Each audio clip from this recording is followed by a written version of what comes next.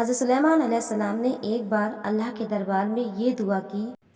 سورہ صاد آیت نمبر 35 میں، اے پروردگار، مجھ کو بخش دے اور میرے لیے ایسی حکومت عطا کر جو میرے بعد کسی کے لیے بھی میسر نہ ہو، بے شک تو بہت دینے والا ہے۔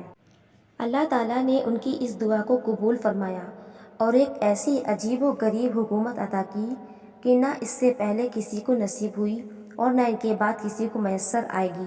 ان کی یہ حکومت انسانوں کے علاوہ جنوں، حیوانوں اور ہواؤں پر بھی تھی، اور یہ سب اللہ کے حکم سے ان کے تابع اور فرمانبردار تھی۔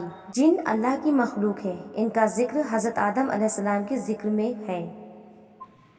ملک شام میں جس جگہ موسیٰ علیہ السلام کا خیمہ گاڑا گیا تھا، ٹھیک اسی جگہ داؤد علیہ السلام نے بیت المقدس کی بنیاد رکھی، مگر عمارت پوری ہونے سے پہلے ہی آپ کی وفات کا وقت آ چکا تھا اور آپ نے اپنے فرزند سلیمان علیہ السلام کو اس عمارت کی تکمیل کی وصیت فرمائی۔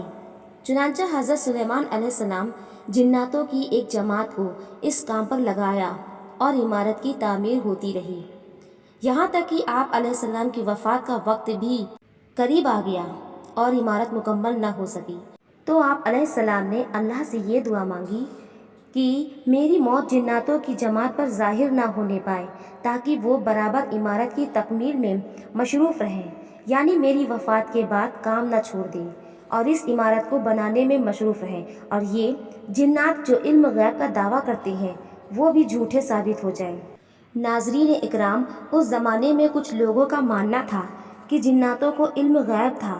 سلیمان اللہ سے دعا مانگ کر محراب میں داخل ہو گئے اور اپنی عادت کے مطابق اپنی لاٹھی ٹیک کر عبادت میں کھڑے ہو گئے، اور اسی حالت میں آپ علیہ السلام کی وفات ہو گئی۔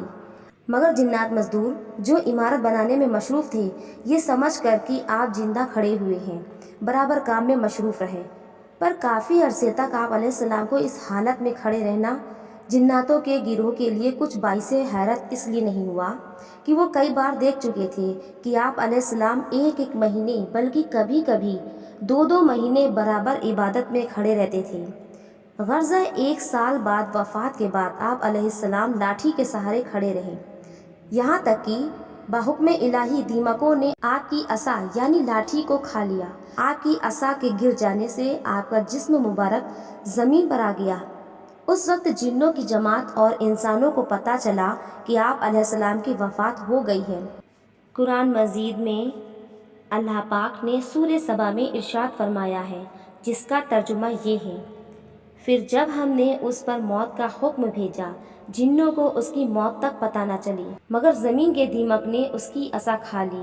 پھر جب سلیمان زمین پر آیا، جنوں کی حقیقت کھل گئی۔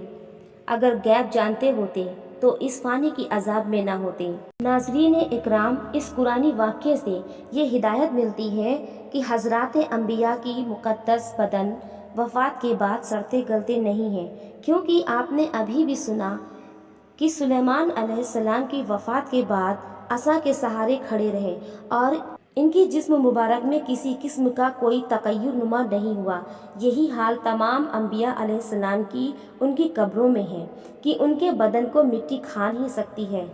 چنانچہ حدیث شریف میں ہے، جس کو ابن ماجہ نے روایت کیا ہے، اللہ نے زمین پر حرام فرما دیا ہے جسموں کو کھائے، انبیاء کے جسموں کو کھائے، لہٰذا اللہ پاک کے نبی زندہ ہیں، ان کو روزی دی جاتی ہے۔ اسی لیے اہل سنت بجماعت کا یہی عقیدہ ہے، انبیاء ابھی بھی مقدس قبروں میں حیات ہیں۔